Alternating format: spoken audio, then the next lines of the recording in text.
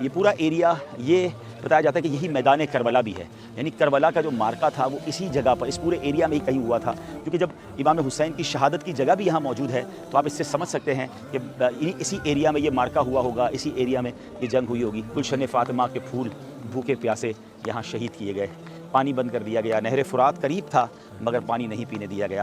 مگر ایک پرسنالٹی کا میں ذکر کرنا چاہوں گا، حضرت حر رضی اللہ تعالیٰ عنہ۔ اچھا، آپ کی شان یہ ہے کہ دیکھا جائے تو آپ وہی تھے جنہوں نے امام حسین کو کربلا کے اس میدان میں انٹرسیپٹ کیا تھا۔ آپ تو کوفہ جا رہے تھے، یہ ایکچولی یہ کوئی آبادی نہیں تھی، یہ پورا ایک ریگستان تھا، دریا کا کنارہ تھا، اور امام حسین کو یہاں روک لیا گیا کوفہ جانے سے۔ کوفہ میں لوگ ویٹ کر رہے تھے، بہرحال ویٹ بھی نہیں کر رہے تھے، سچی بات تو یہ کہ حضرت مسلم بن عقیل سے بے وفائی کر چکے تھے۔ حضرت حر رضی اللہ تعالیٰ عنہ نے امام حسین کو انٹرسیپٹ تو کیا، روکا تو صحیح، مگر دل میں محبت بہت تھی۔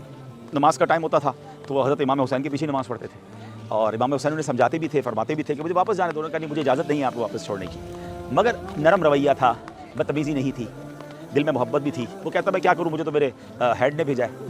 بہرحال پھر جب دیکھا کہ امام حسین بیعت نہیں کر رہے یزید کی، اور حر جو ہے وہ تھوڑا سا نرمی بھی کر رہے ہیں، تو اب یزید پلید نے، ابن زیاد نے 22,000 کا لشکر بھیج دیا۔ 22,000 لوگ اس کے مقابلے کے لیے آئے 72۔ انہیں پتا تھا کہ یہ وہ عظیم ہستیاں ہیں جو مولا علی کا خون ہیں، یہ چند لوگوں سے ان سے مقابلہ نہیں کیا جا سکے گا۔ بہرحال اب جب 22,000 کا لشکر بھی آ گیا اور جنگ قریب ہو گئی شروع ہونے کے، امام حسین نے جب خطبہ دیا 10 محرم کو کہ لوگوں سوچو میں کون ہوں، میں کس کا نواسا ہوں، اور ایسا مت کرو میرے ساتھ، تم اللہ کے رسول کو کیا جواب دو گے؟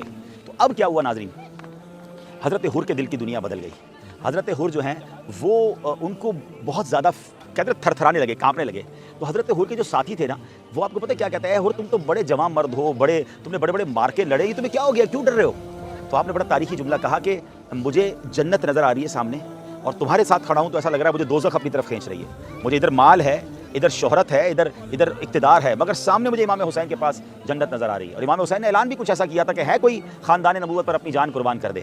حضرت حر کے ساتھیوں نے روکنے کی کوشش کی، مگر حضرت حر نے فیصلہ کیا، اور وہ تاریخی فیصلہ کیا۔ ناظرین اس مومنٹ کو یاد کیجئے گا، میں کچھ آپ سے بات کرنا چاہتا ہوں۔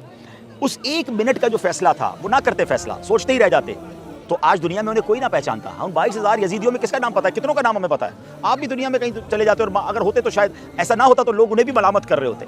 مگر حضرت حر کے دل نے فیصلہ کیا کہ نہیں، یہ دس از دا ٹائم آف ڈیسیشن۔ انہوں نے ڈیسیشن لیا اور گھوڑا دوڑایا، یزیدی لشکر سے نکلے اور حسینی لشکر میں آ گئے، اور امام حسین کے قدموں میں جا کر کہا کہ حضور پہلے تو مجھے معاف کیجیے، میں ہی وہ ہوں جس نے آپ کو روکا تھا، میں ہی وہ ہوں جس نے آپ کو تکلیف پہنچائی، مگر حضور اب کیا مجھے معافی مل سکتی ہے؟ امام حسین تو خاندان نبوت کے چشم و چراغ ہیں نا، نبی پاک کے نواسے ہیں، آپ نے فرمایا تمہیں معافی ہے۔ اب انہوں نے کہا حضور اجازت دیں، میں اب آپ کی طرف سے لڑوں گا۔ یہ عجیب منظر تھا کہ تھوڑی دیر پہلے جو یزیدی لشکر میں ہے تلواریں لیے کھڑے ہیں، اب انہی کے لشکر کا ایک سپاہی، بلکہ انہی کے لشکر کا ایک اہم سپاہی جنرل اب وہ سامنے والی فوج کی طرف سے لڑنے آ رہا ہے، اور ایسا ہوا کہ اب لڑتے لڑتے لڑتے اب شہید ہو گئے۔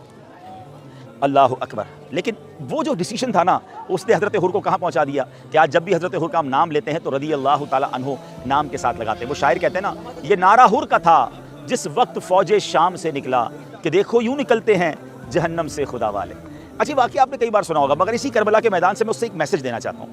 ہم میں سے بہت سارے ایسے ہوں گے جو حرام کما رہے ہوں گے، مجھے سننے والوں میں سو سکتا ہے ایسے بہت سارے ہوں گے جو غلط کام کر رہے ہوں گے، کوئی شراب پینے والا، کوئی بدکاری کرنے والا، کوئی حرام زندگی گزارنے والا۔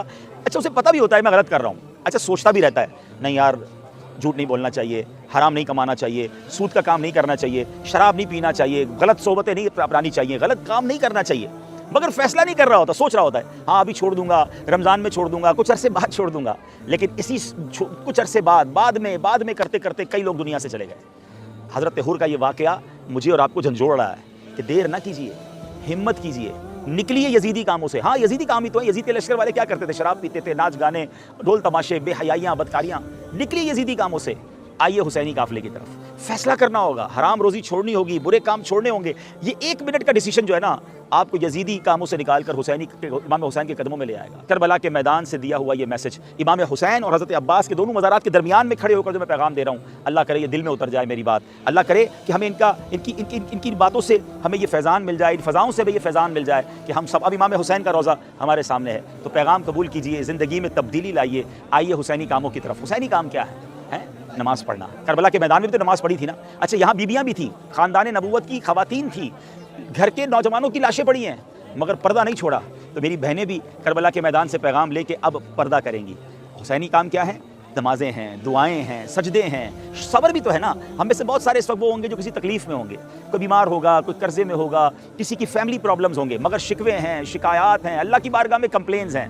یہ میدان بتا رہا ہے کہ زباں پر شکوے رنج و الم لایا نہیں کرتے، نبی کے نام لیوا غم سے گھبرایا نہیں کرتے. میرے پیر و مرشد فرماتے ہیں نا، پیارے مبلغ معمولی سی مشکل پہ تو گھبراتا ہے، دیکھ حسین نے دین کی خاطر سارا گھر قربان کیا.